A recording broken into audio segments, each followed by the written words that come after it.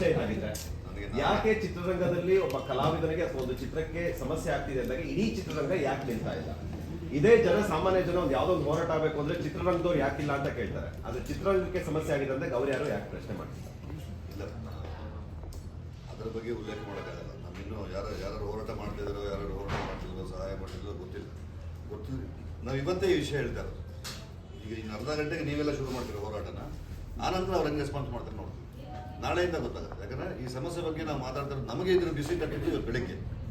ನೀವೆಲ್ಲ ಬರ್ತೀರಾ, ನಿಮ್ಮ ಮುಂದೆ ಹೇಳ್ಕೋಬೋದು. ನಿಮ್ಮಗಳಿಗೆ ಸೆನ್ಸರ್ ಇಲ್ಲ. ಸಿನಿಮಾಗೆ ಸೆನ್ಸರ್ ಇದೆ, ಟೆಲಿವಿಷನ್ ಸೆನ್ಸರ್ ಇದೆ, ಯೂಟ್ಯೂಬರ್ಸ್ಗೆ ಸೆನ್ಸರ್ ಇಲ್ಲ. ಹಾಗಾಗಿ ನೇರವಾಗಿ ನಿಮ್ಮ ಹತ್ರ ನಾವು ಮನ ಬಿಚ್ಚಿ ಮಾತಾಡ್ಬೋದು. ನೀವು ಅದನ್ನು ನೇರವಾಗಿ ಆಡಿಯನ್ಸ್ಗೆ ತೋರಿಸ್ತೀರ. ಅದನ್ನು ನೋಡಿ ಸ್ಪಂದಿಸಿ ಎಲ್ಲ ಬಂದು ನಮ್ಮ ಜೊತೆ ಕೈ ಜೋಡಿಸಿದ್ರೆ ಹೋರಾಟ ಮಾಡೋದು ದೊಡ್ಡ ವಿಷಯ ಅಲ್ಲ. ಚಲವಾದಿ ಕುಮಾರ್ ಅವರು ಅದೇ ಹಿನ್ನೆಲೆಯಿಂದ ಬಂದವರು. ಕರ್ನಾಟಕದ ಹೆಚ್ಚು ಕಡಿಮೆ ಒಂದು 55 ಲಕ್ಷ ಜನರಿಗೆ ಅವರು ಸತತವಾಗಿ 3 ವರ್ಷಗಳ ಕಾಲ ಅಧ್ಯಕ್ಷರಾಗಿದ್ದರು. ಚಲವಾದಿ ಮಹಾಸಭಾ ಅಧ್ಯಕ್ಷರಾಗಿದ್ದರು. ಅವ್ರಿಗೇನು ಹೋರಾಟ ಹೊಸದಲ್ಲ. ನಾಳೆ ಬೆಳಗ್ಗೆ ಎಲ್ಲೆಲ್ಲಿ ಯಾರು ಜನರನ್ನು ನುಗ್ಗಿಸ್ಬೇಕಂದ್ರೆ ಅವರು ಕರ್ಕೊಂಡು ಹೋರಾಟ ಮಾಡ್ಸೋಕೆ ರೆಡಿ ಇದೆ. ಹಾಗಾಗಿ ಈಗ ನಾವು ಸಿನಿಮಾ ಬಗ್ಗೆ ಫಸ್ಟ್ ಮಾತಾಡೋಣ. ಹೋರಾಟದವರು ಇವರು ಗೆಳೆಯ ಮಾತಾಡ್ತಾರೆ. ಸಿನಿಮಾ ನಾವು ಒಂದು 72 ದಿನಗಳ ಕಾಲ ಚಿತ್ರೀಕರಣ ಮಾಡಿದ್ದೀವಿ. ಅದರಲ್ಲಿ ಸ್ವಿಟ್ಜರ್ಲ್ಯಾಂಡಲ್ಲಿ ಒಂದು 14-15 ದಿನ ಮಾಡಿದ್ದೀವಿ. ಶಿಡ್ಲಘಟ್ಟ, ಶಿಂಷಾ, ಕುಣಿಗಲ್ ಸ್ಟಡ್ ಫಾರ್ಮ್, ಬೆಂಗಳೂರಿನ ಸುತ್ತಮುತ್ತ ಈ ಸಿನಿಮಾ ಶೂಟಿಂಗ್ ಆಗಿದೆ. ಜನವರಿ 10 ಸಂಜು ಬಿಟ್ಸ್ ಗಿತ್ತ 2 ರಿಲೀಸ್ ಆಗ್ತವೆ. ಗೆಳೆಯ ಹೇಳಿದಾಗೆ ಅಮೆರಿಕಾದಲ್ಲಿನ ನಮಗೆ 31 ಸ್ಕ್ರೀನ್ ಈಗಾಗಲೇ ಕನ್ಫರ್ಮ್ ಆಗಿದೆ.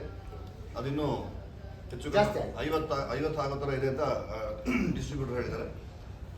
ಆಸ್ಟ್ರೇಲಿಯಲ್ಲಿ ಒಂದು 2-3 ಸ್ಕ್ರೀನ್ ಕನ್ಫರ್ಮ್ ಆಗಿದೆ. UK ಒಂದು 4 ಸ್ಕ್ರೀನ್ ಕನ್ಫರ್ಮ್ ಆಗಿದೆ. ಗಲ್ಫಲ್ಲಿ ಒಂದು 3-4 ಸ್ಕ್ರೀನ್ ಕನ್ಫರ್ಮ್ ಆಗಿದೆ. ಬೆಂಗಳೂರು ಕರ್ನಾಟಕದಲ್ಲಿ ಈಗಾಗಲೇ ಸಿಂಗಲ್ ಸ್ಕ್ರೀನ್ಸ್ ಒಂದು 170 ತನಕ ಆಗಿದೆ ಅನ್ಸುತ್ತೆ. 200 ಆಗಿದೆ.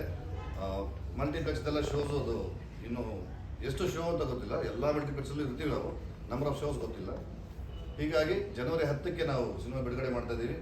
ಇದರ ಬಗ್ಗೆ ಸಿಂಗಲ್ ಸ್ಕ್ರೀನ್ಗಳ ಬಗ್ಗೆ ಯಾವ ರೀತಿ ಹೋರಾಟ ಮಾಡ್ತೀವಿ ಅಂತ ನಾಳೆ ಬೆಳಿಗ್ಗೆ ಮತ್ತೊಮ್ಮೆ ಇದಕ್ಕೆ ರೆಸ್ಪಾಂಡ್ ಮಾಡೋ ನಮ್ಮ ಎಲ್ಲ ಕನ್ನಡ ಸಂಘಟನೆಗಳವರು, ನಮ್ಮ ಒಕ್ಕಲಿಗ ಸಮಾಜದ ಎಲ್ಲ ಸಂಘಟಕರು, ಚಲವಾದಿ ಮಹಾಸಭಾದ ಎಲ್ಲ ಸಂಘಟಕರು ಎಲ್ಲರೂ ಬಂದು ಸೇರಿದ್ರೆ ಯಾವುದೂ ದೊಡ್ಡದಲ್ಲ.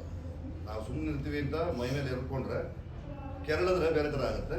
ಕೆರಳಿಸ್ಬೇಡಿ ನಮ್ಮನ್ನು ದಯಮಾಡಿ. ಅದೇನಾಗಬೇಕು, ಯಾವ್ಯಾವ ಸಿನಿಮಾ ಕನ್ನಡಕ್ಕೆ ಏನು ಮರ್ಯಾದೆ ಕೊಡಬೇಕು ಅದನ್ನು ಕೊಡಿ.